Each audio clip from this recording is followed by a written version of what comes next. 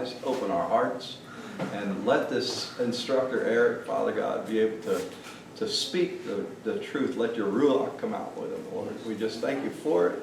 Thank you for the attention that we have and the freedom that we have in this country. In Yeshua's name, amen. Amen. Amen. So, what are we going to have during this week? That I'm going to do like 4 different talks? 4 different talks. So, just so you know, if you're comfortable with that, we're going to record this so that I will put this up on the web, on the internet, on my website. You can put it on yours. Anybody can have access to it. That way, you don't have to scramble to take notes. Hopefully, you can pay attention.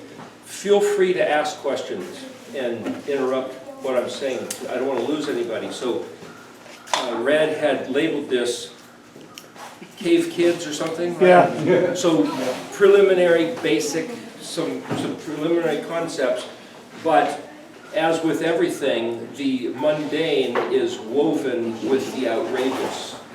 And so some of this will also be talking about where does this go, which is why I chose this verse, not just what it is. So I will try to, for the people who don't know anything about Hebrew, well, here, let me say, is there anybody that doesn't know anything about Hebrew? I wouldn't say nothing. A little bit? Very little. Very little? So people pretty well are kind of grounded, or no? A little bit? Okay, so that's what this is about. That's the alphabetic sequence order from Aleph to Tav, reading right to left. So I'm going to go back over that a little bit. So as a very preliminary way to introduce, we'll also launch into this. We're going to start with this, and then we'll talk about the letters a little bit. So this is a little bit about everything. And the reason for saying launch into the spectacular, the outrageous, is because the significance of reading the words in Hebrew are not just learning a foreign language. There's this concept that I find all through Scripture. So I'm going to reference a number of ideas that I read in the Scripture, and I'm not going to take the time to give you chapter and verse and go back and prove every one of them out for the sake of running with the idea. It could all be detailed, but that would take a lot of time, and we basically have 1 hour on this tape. We'll shut it off if we're here for 2 hours, and we'll turn it on so we'll have hour segments available on the internet. But the idea here is to say, what I read in Scripture is that YaHUaH TZeVOT, the creator of the universe. So here's, and I'm going to be spelling out the words, so if you don't recognize them, at least it'll become somewhat familiar. So there's Yod, He, Vav, He, Zadi, Bet, Aleph, Vav, Tav. So this entity refers to himself by this set of words numerous times in Scripture. In Exodus 3, the burning bush incident, Moshe said, "Who shall I say sent me?" He was told to go back and talk to the Israelite leaders in Egypt, still in slavery, and tell them that the voice, the message through the burning bush, that there was going to be an escape plan hatched. And he was going to, and the religious leaders going to say, "Who told you?" Now, we don't know why he asked that, but you can bet there was probably some conversation going along. It's like, why has, put it into modern syntax vernacular, why has our God abandoned us? You look at Fiddler on the Roof movie. Tovia says, "I know we're the chosen people, but could you please choose somebody else for a while?" And that Fiddler on the Roof was staged at the pogroms that were happening in Russia, basically before World War II, I believe. So to say, well, you choose somebody else for a while, doesn't even deal with the Holocaust and all that stuff that happened, where the world blew up on account of the torments that the Jews were going through. So what I'm saying is that there's this travail, there's this complaint, driven all through world history, and rightly determined. It's like, where's our God? If you look at what's happened to the Christians for the last 2,000 years, to the Jews for the last 2,000 and 3,000, and not only the Holocaust, but if you look at or the pogroms that went through Eastern Europe, but also you go back to the Inquisition, and then you look at what the Babylonians did to them and the Assyrians, and it's like, what the heck is going on? And yet, when you read in the Psalms, David says, oh, I've got this great trust, this great confidence in Yahweh, but I forget which psalm it is, but there's one where David said, hey, I was given this promise that I would succeed, I'd be victorious, and everything would go wonderfully well, and woohoo, what a great promise, but that's not what's happening. But what's really happening is our enemies are prevailing over us. I mean, I can't get airborne, much less I can't even get my wings off the ground, and you're supposed to be, you know, mount up with wings as eagles and soar, and it's like, what the, where's the problem? There's a serious disconnect from what reads as the promises, not just possibilities, but promises that we will see the famous Psalm 91, the refuge beyond access by the enemy, and won't dash your foot against a stone. And yet, even on the modern internet, you can hear people saying, I'm a believer, and even a Torah keeper, and yet cancer and financial distress and all these other problems, and losing businesses, locked down with the COVID. It's like, okay, well, let's hope and pray, but reality, hello, what's the problem? Well, to make long story short, Leviticus 26 and Deuteronomy 28, two parallel passages back in the Torah where YaHUaH TZeVOT says, this is why. This is what's going to happen, and this is why. So you go back to Exodus 3 and say, well, why did that happen? We only have part of the story. Just to fill in what's not written in this story, when Joseph, or Yosef, was taken to Egypt as a slave, and then he ends up in the dungeon, and then he ends up being vizier, or like basically Prime Minister of Egypt. He was the top guy. Pharaoh let him run the place, so he was second to Pharaoh, only because Pharaoh still sat on the throne, but Joseph was running the place and had great high regard. And then when he called his brothers to come in with the famine thing, the 7-year famine, he set them up as possibly heads of commerce, heads of state, diplomats. They weren't necessarily just sitting as herders up in the land of Goshen. Now, this is an unknown history, and so, well, what was really going on? Nobody knows. I've read different things, but if back in those days especially, you surround yourself with your family, and one reason for having a big family is so that hopefully you can have people that you can trust. And if Joseph did the same thing, then all the Israelites were not just herders, but they were actually right in the middle of possibly both military and economic, commerce. Well, what happened? Why did they become slaves? I think it's in Chronicles where it says they became Egyptianized. They got sucked into the culture of Egypt, and they lost regard of Yahweh. And once they lost regard of Yahuwah, then all of a sudden, Yahweh stirred up some Egyptian who goes, hey, what the heck is going on? Why are we Egyptians servants to these foreigners?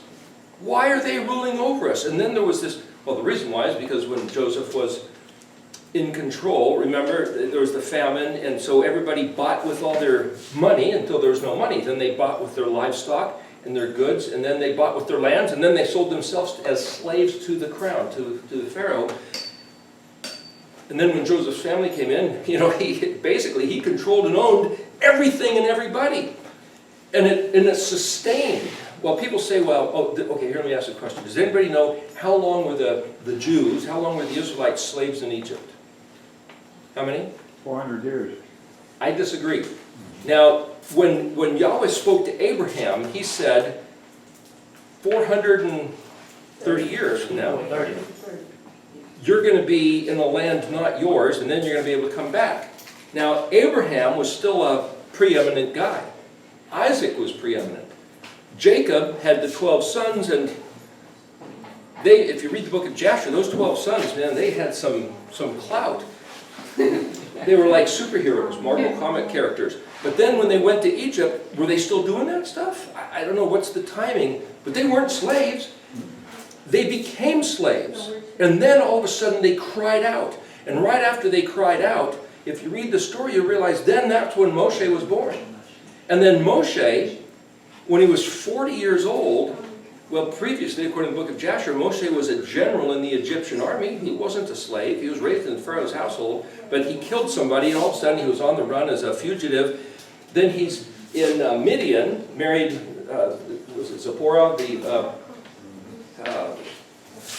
Rockwell's daughter, and then when he was 80, he comes to let him out. And it's like, well, wait a minute. If when they became slaves, they started crying out for help, then they might have been slaves 80 years. Let's give them a few years, more years.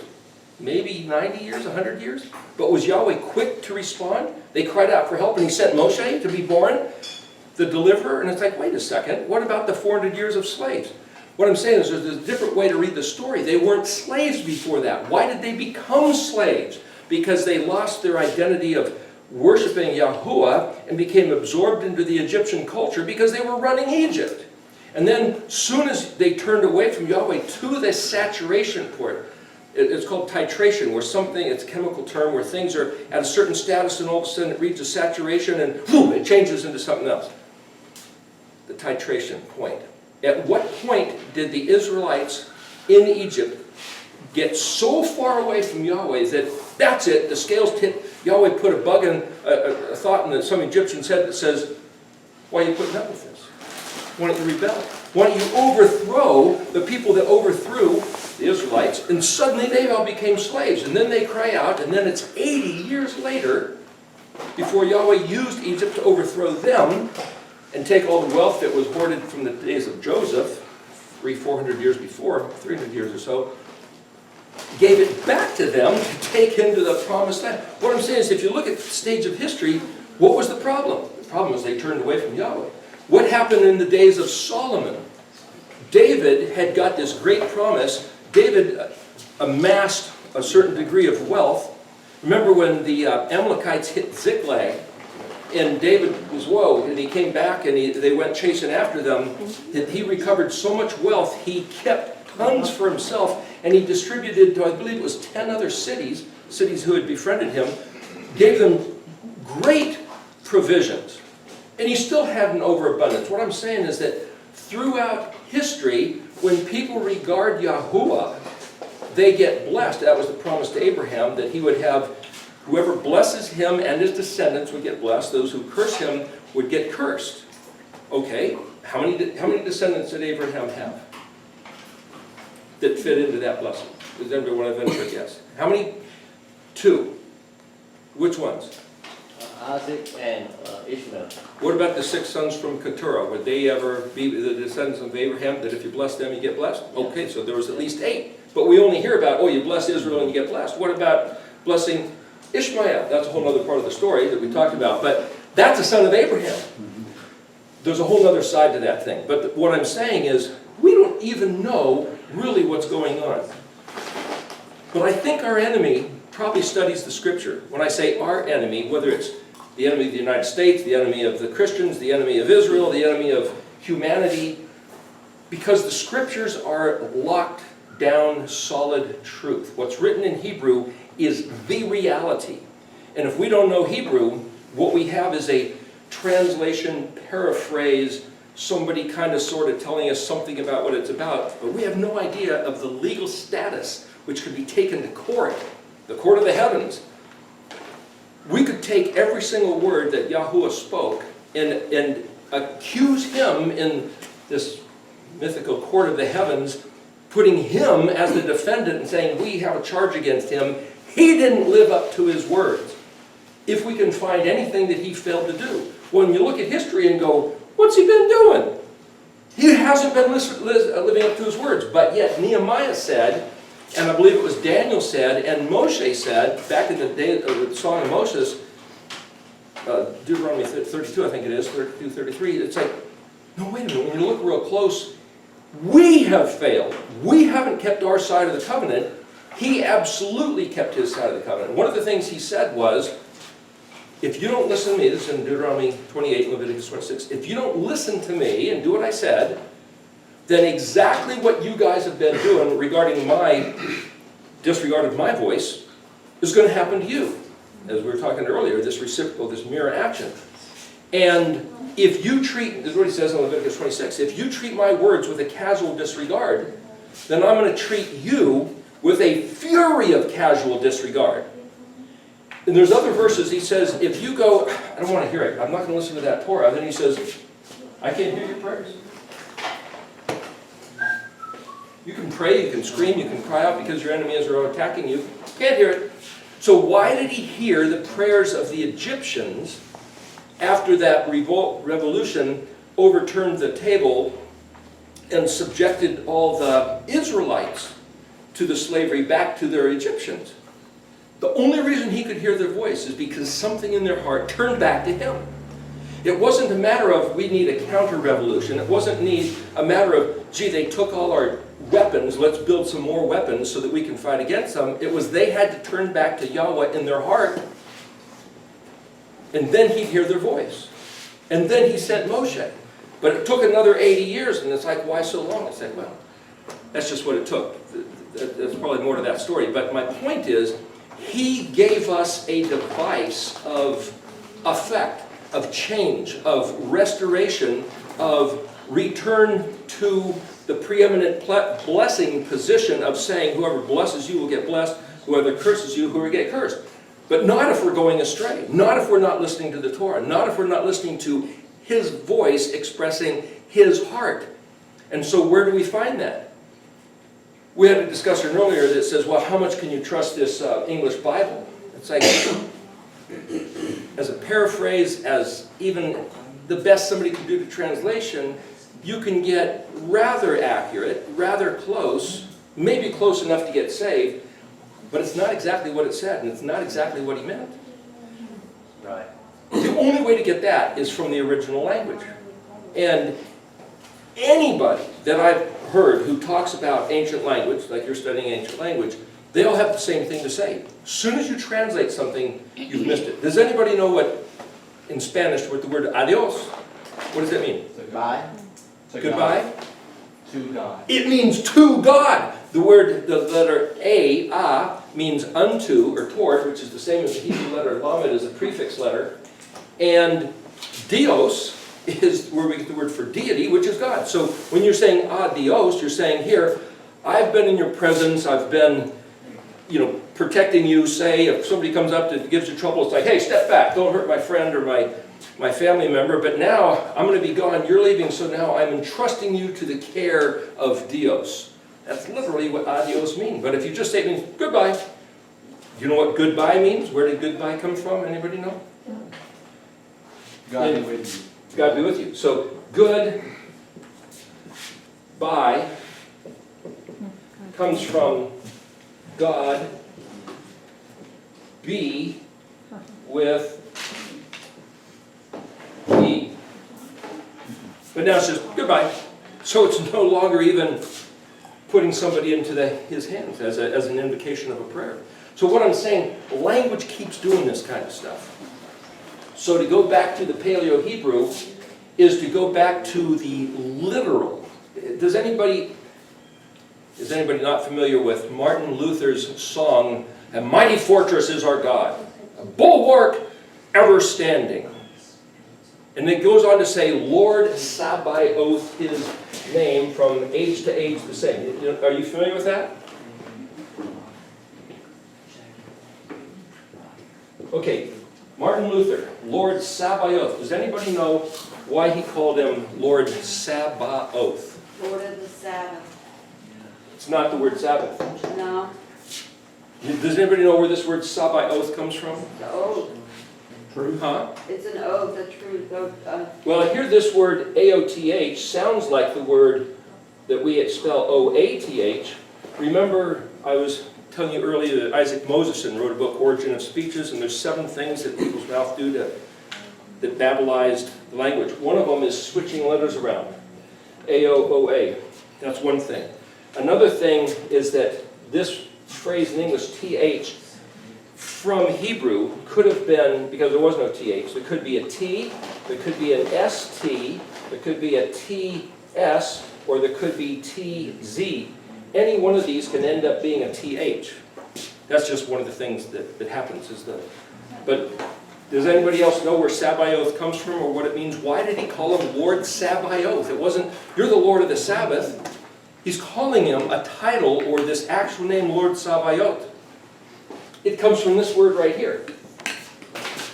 But nobody knows that because we just listened to Martin Luther, who wrote it in German and it's translated into English. And why did he call him Lord Sabaoth? Is because numerous times Yahweh refers to himself as this, but nobody knows how to read that.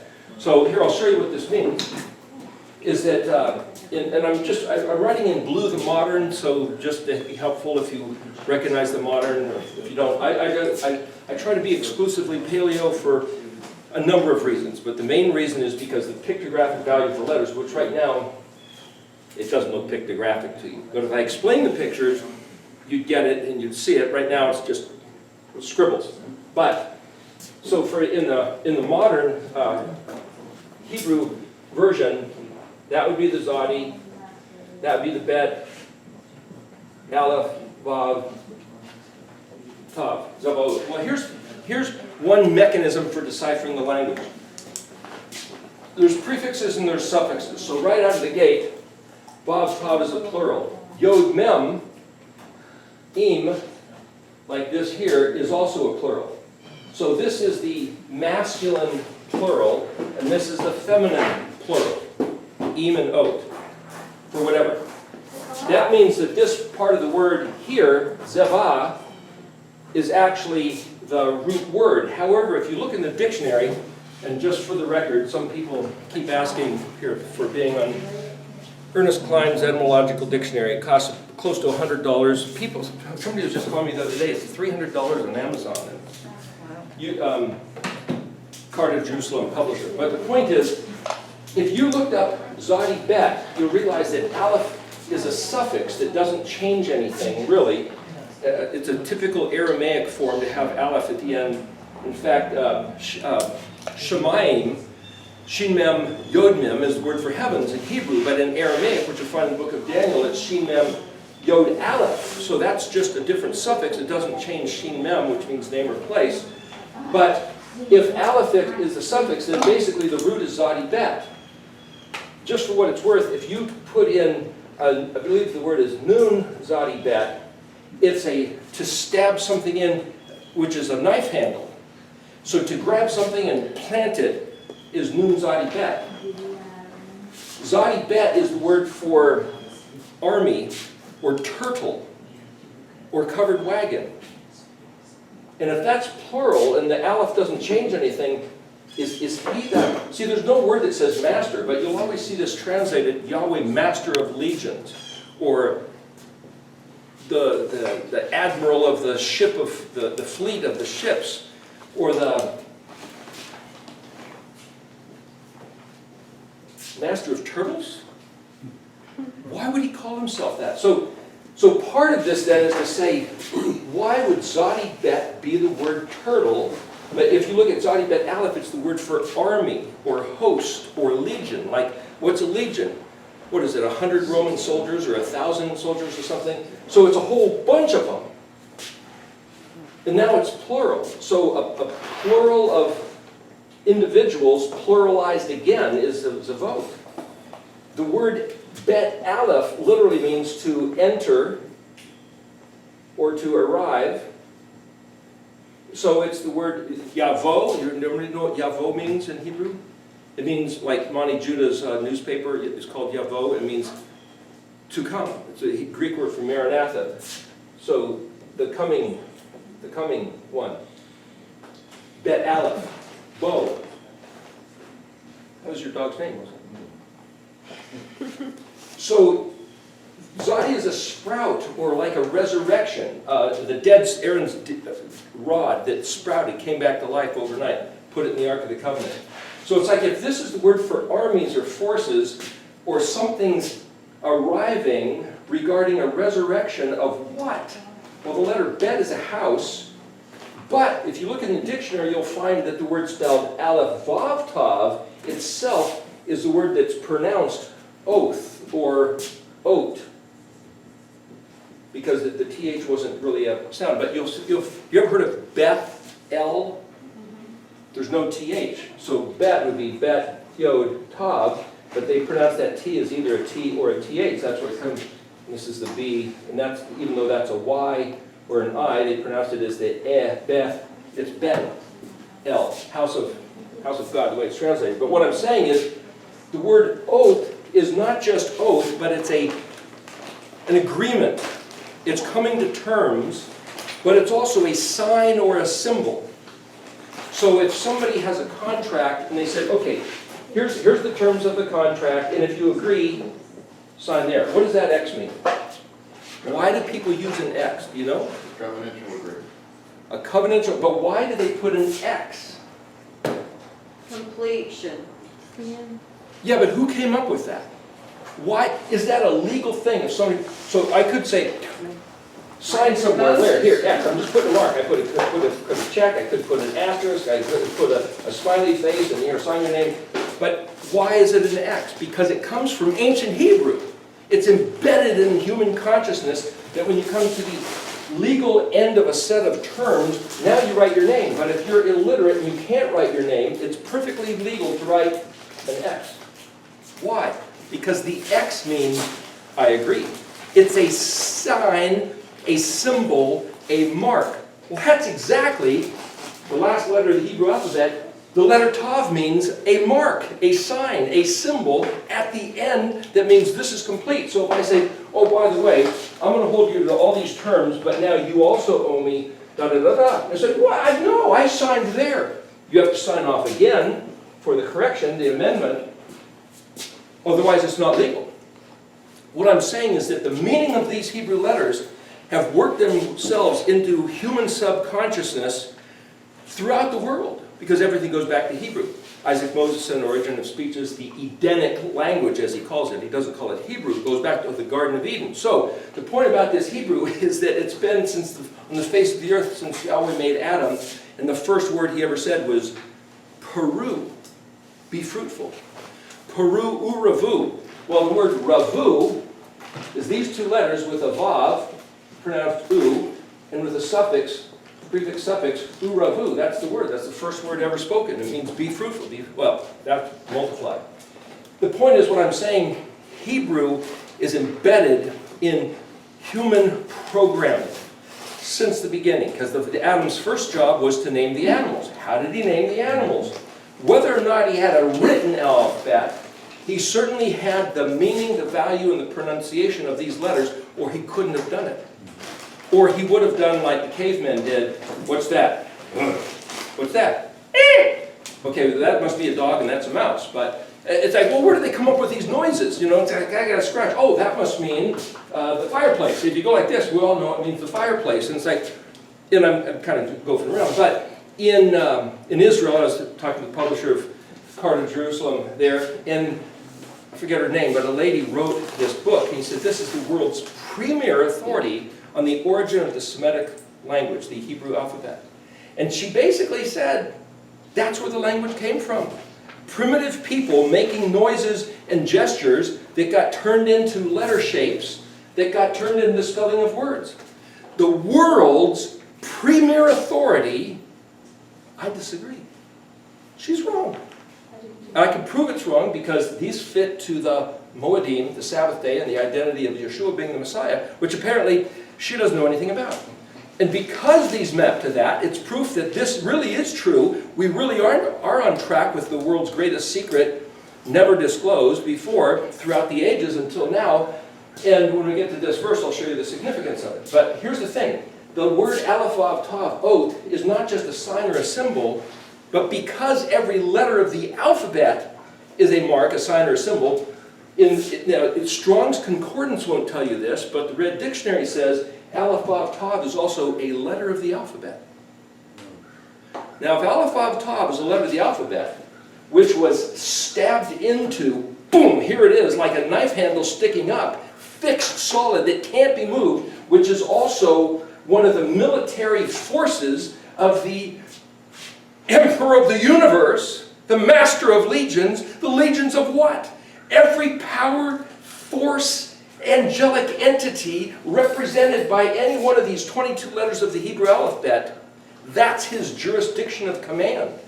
And therefore, if we know what these letters mean, they're not just grunts and sounds that we spell words with.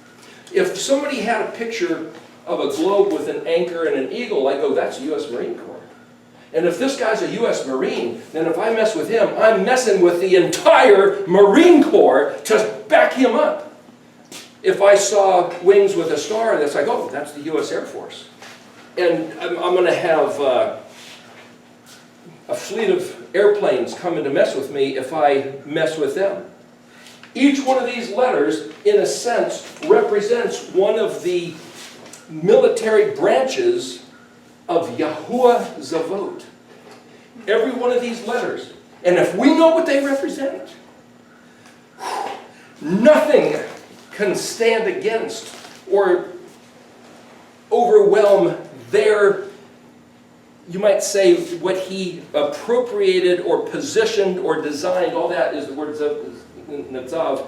What Yahuwah has decreed and established and made provision for, even the devil and a third of the angels that fell from heaven can't get any headway against these guys. This conflict of the archangels fighting against the demonic angels, we mentioned Frank Peretti and this present darkness. Is that true? Well, it makes a nice story and there's some concepts there, but I don't know that it even comes close to the actual engagement, because nobody can make any headway against what Yahweh has established, nor can they conflict with what he has given jurisdiction. And even for Gabriel to say, yeah, I was being hassled by the prince of Persia, and it's like, what does that mean?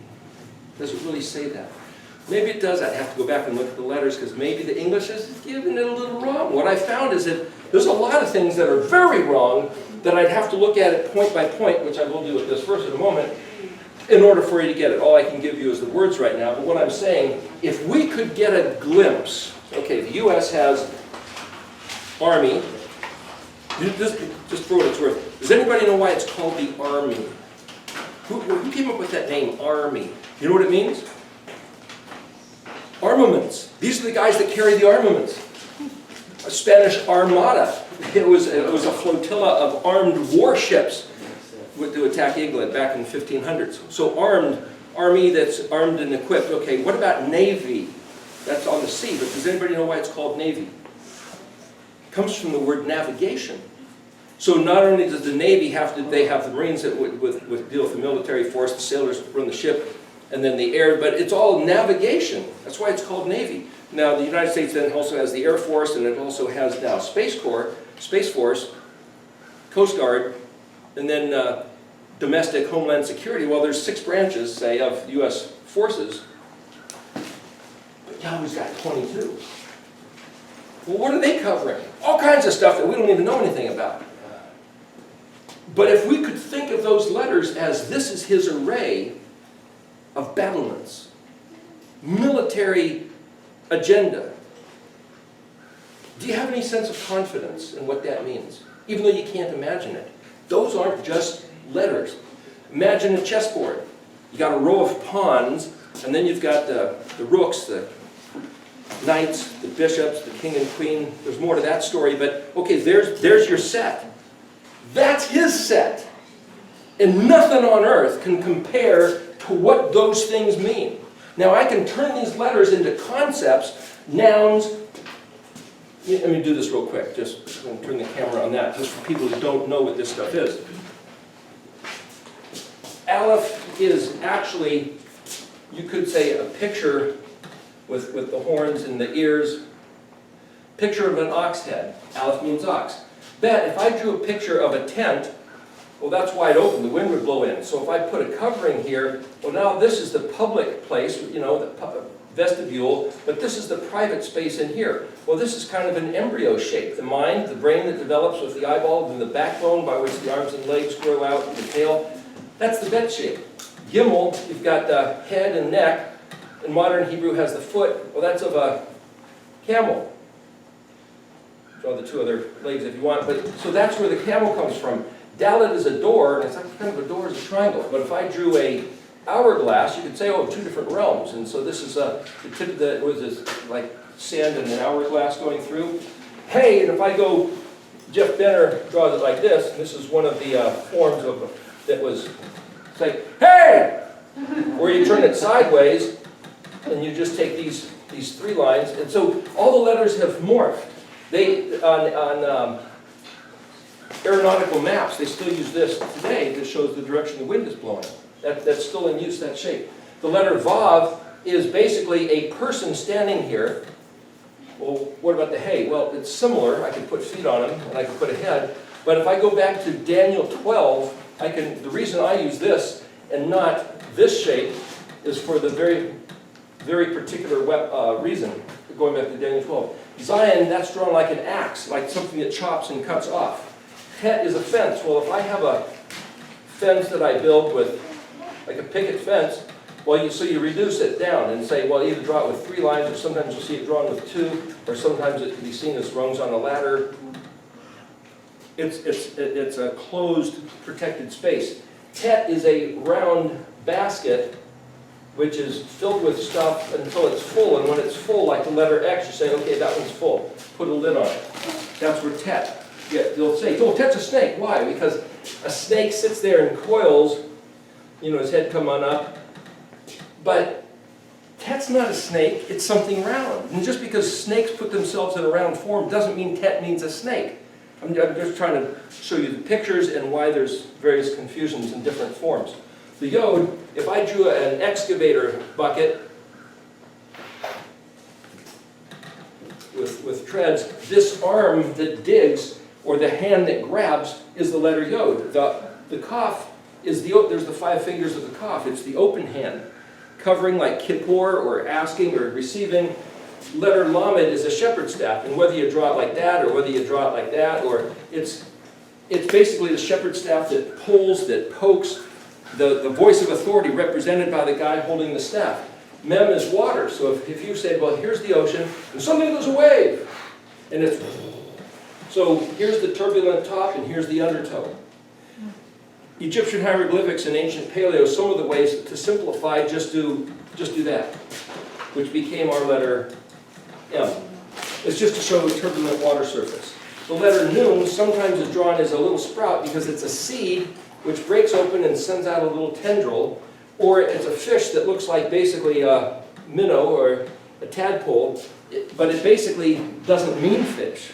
The word dag is fish, Dalet Gimel. Joshua, son of Nun, well, Nun means fish. Everything gets convoluted. I could go on and on about each letter, but I'm just trying to show you some basics to give you a bearing. Samik, well, here's a tree. There's the trunk and then there's the branches. Menorah shape, the branches are going to curve, but it's still the same basic symbol. Ayin is an eyeball, but it's also a fruit. There's the twig of the fruit, there's the seed inside the fruit. Pei is the mouth. Okay, here's the mouth.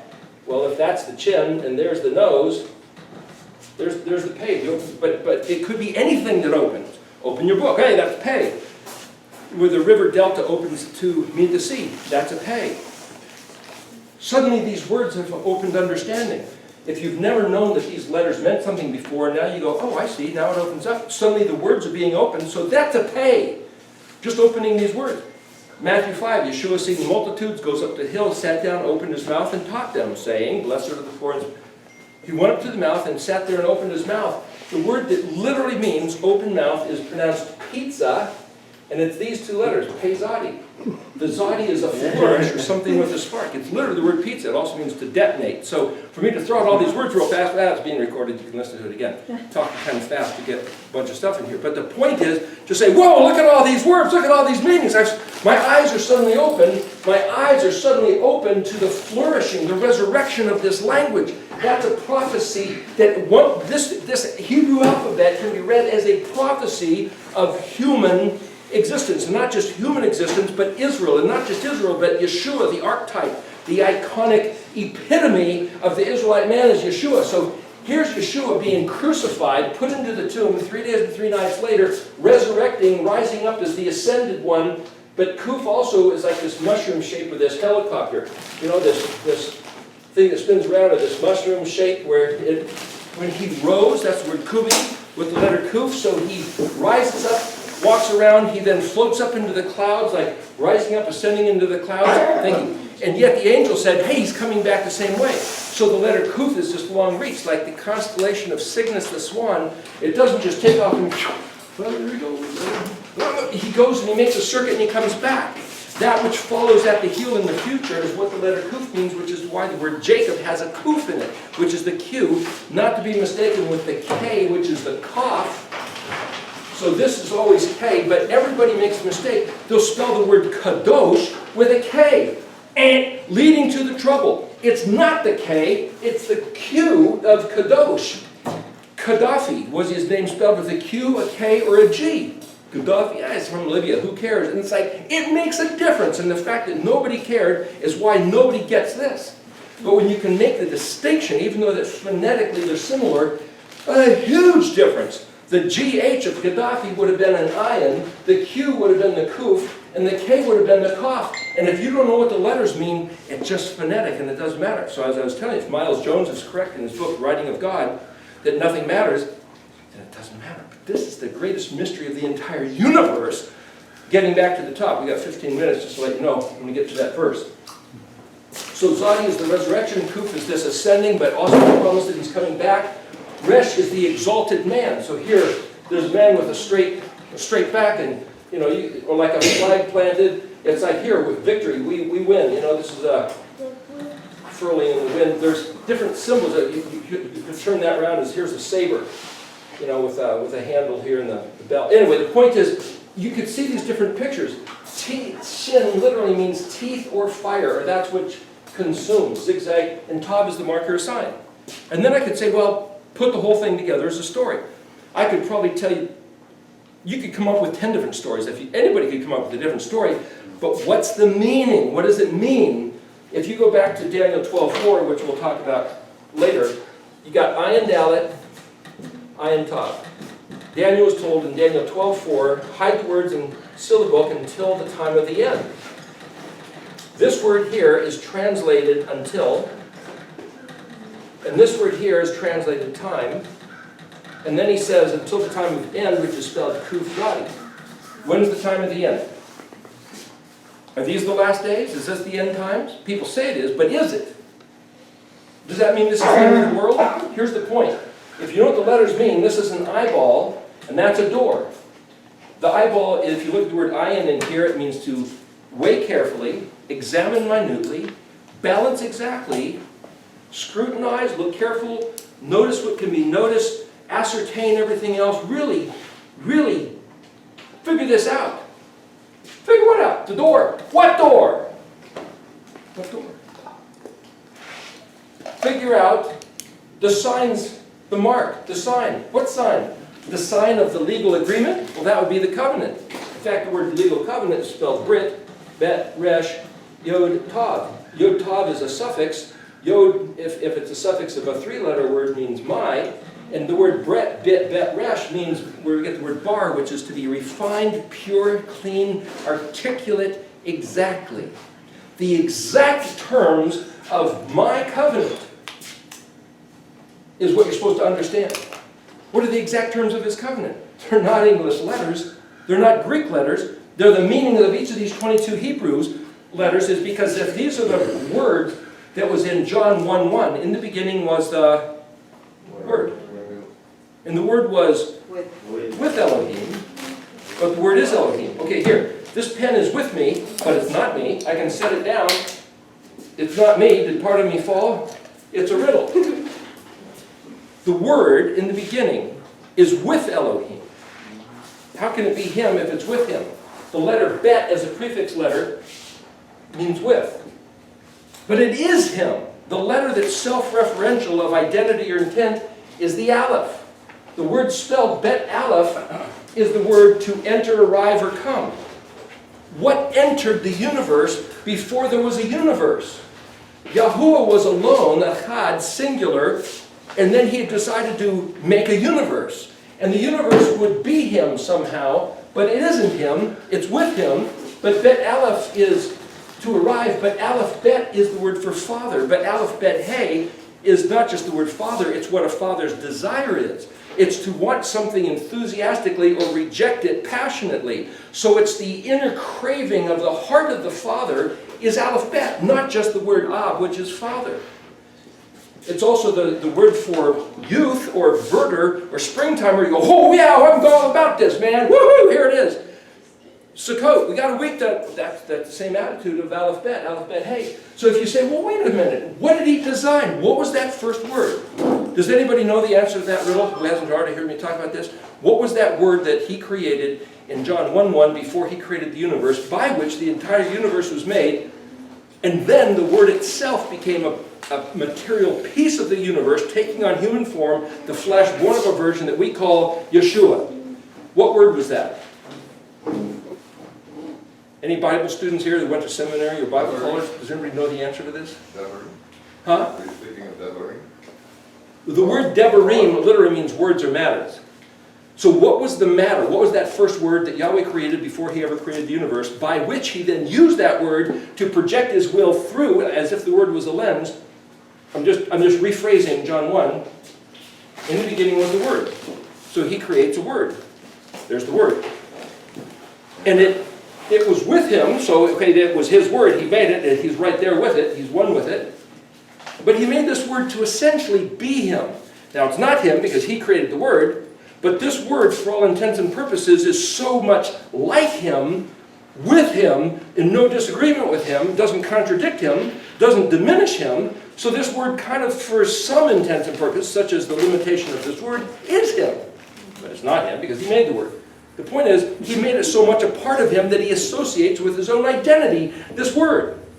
And then it says, and then he took his will and he projected through this lens, and out came the material universe. Everything that was made through this word. And then the word itself jumped through itself and became a human, YaHUaH. And then YaHUaH says, if we humans look back through this word, we can behold Elohim, the incomprehensible, infinite, beyond any scope of design or any scope of categorization. This infinite one gave us this finite scope of this word by which he would identify with himself. So what word was that? In Aramaic, it's milta. What does milta mean? Life. Essence. Essence. Okay, so the word has an essence, and the word carries with it the essence of Elohim. But what was the word? Let me hear the phonetic utteration of this word, because words can be spoken. What was it? Life. You can do it, I can't do it, but it's the, Or is the word light. Here's the interesting thing. The word, he says or is light, but or is this letter and this letter. Excuse me, Vav Resh, that's the word or you can put Aleph Vav Resh. Why did he pick those two letters for the word light? Why did he pick these four letters to express his name? The reason he picked these four letters is because these three letters, or even these three letters, always speak of existence. Aleph He Yod He, this is on Exodus 3, he says Ehyeh is his name, Aleph He Yod He. So any use of these four letters, Aleph He Yod or Vav, always speak of existing, to be. So this is translated I am or I will be. Ehyeh Asher Ehyeh, I am that I am, I will be what I will be. But YaHUaH, this is a third person prefix meaning he who causes to exist. This is I choose to make exist. But why did he pick those letters? Because those letters have a value. The value of the letter is Aleph is first person referential. He is an expression like, hello, look! Vav is a connection, and Yod is the hand that works. So I could say, I determined to express in what my hand built, everything that you see is exactly what I expressed as part of my plan. Ehyeh. But it's only translated, I am or I will be.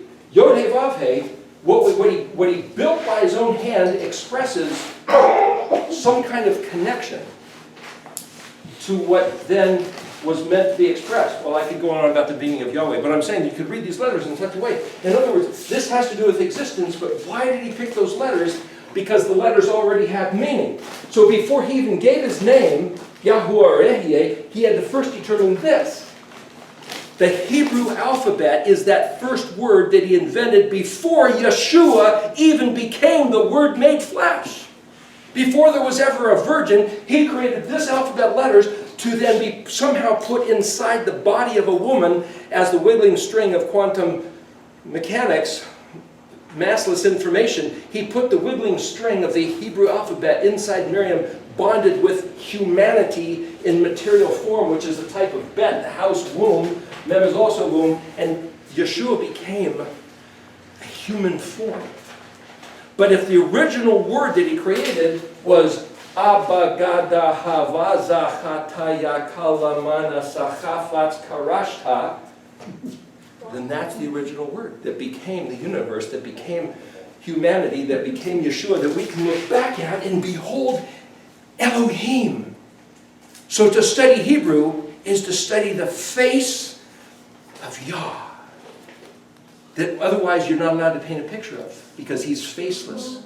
And his name is not just how you pronounce these 4 letters, but it's what all these things mean. And for him to call himself YaHUaH TZeVOT is not just translated armies or captain of legions, but then it's like he's the guy that established that out of this bet, out of this seed, would sprout the full potential of the meaning of every one of these Aleph, Vav, Tav letters.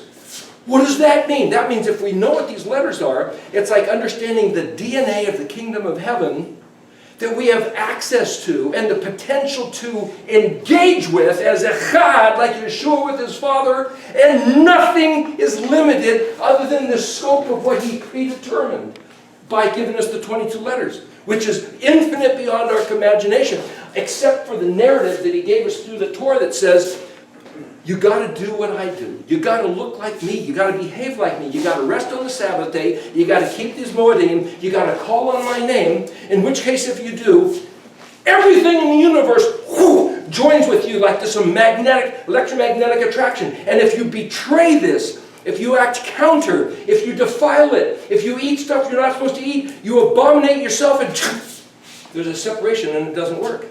And the whole thing goes down the tubes and ends up looking like Leviticus 26 and Deuteronomy 28. 2 Kings 6:16. Was it 2 minutes? You're 3. Okay, tell you what. Let's shut this off and start over, and then we'll get into this for part 2, because the internet can only handle